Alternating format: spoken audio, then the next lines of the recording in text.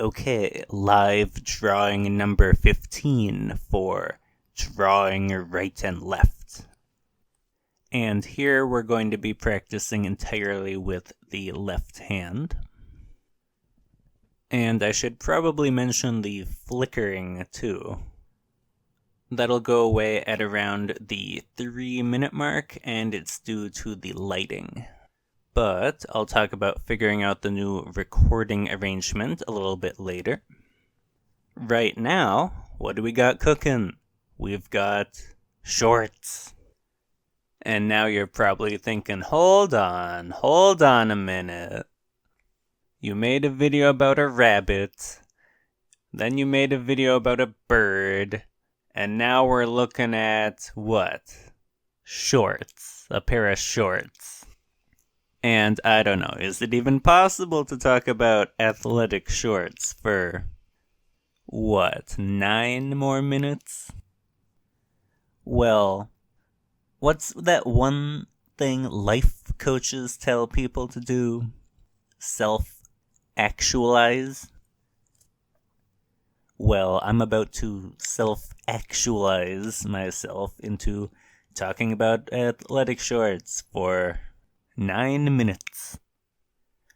But there actually are a lot of things to cover. And it will probably take 2 entire videos to get through everything. And I think it's a good idea to lay it out that way, because at the end of this video, the drawing will kind of be at like a halfway point. And I don't know, I think it turned out better than average, especially for my left hand only.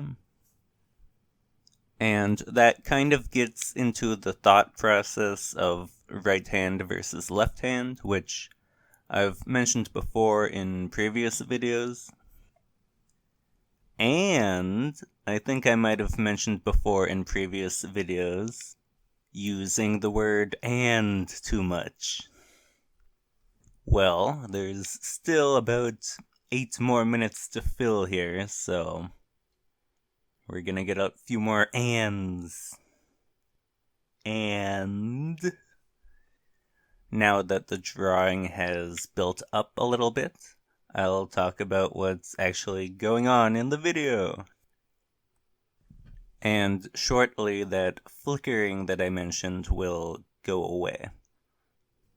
But other than the recording arrangement, which is also important for other reasons, we've got paper type, technique, reference versus imagination. Oh yeah, and the brand of shorts, of course. Are they designer, or maybe a popular brand that begins with the letter N? Nope. None of that.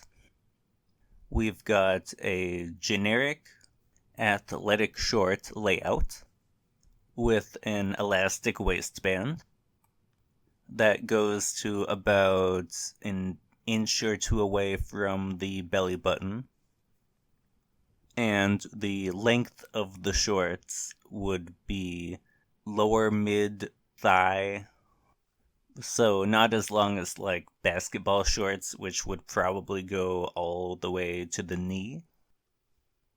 And as the drawing progresses, it will become clear that this is not a brand new pair of shorts on a hanger. It is a pair of shorts being worn by a human form, which kind of gets into anatomy, which is also an important topic to talk about. But right now, I'll talk a little bit about technique. And because I'm using my left hand here, I'm definitely having to take my time more and think about where I'm going with the pen and how much ink I'm putting down. As far as pen techniques, we've got scratchy lines, uniform lines, and dotting. And the way I began the drawing was at the bottom, in between the two leg holes, and then moving around the perimeter all the way up to the waistband. Kind of creating an outline, defining the boundaries of where the shorts are going to be on the paper. And it's important to be aware of those boundaries early on in the drawing.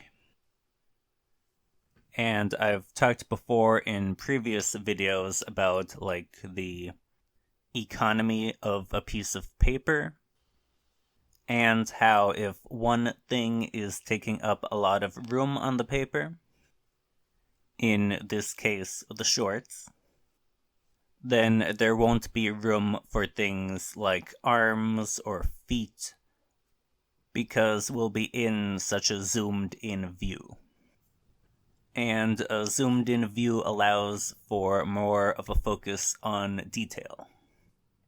But getting back to the topic of room on the paper, and the paper itself, at a particular point in the drawing, I end up taking a couple index cards and putting them in between where I'm making contact with the paper.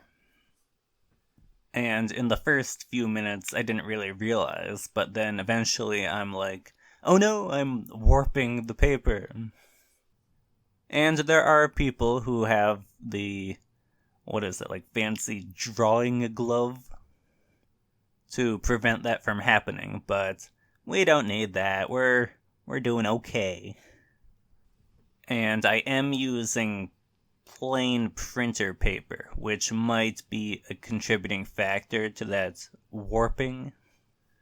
The next time I know I'm going to do a longer video, I'll probably do it on a more durable paper.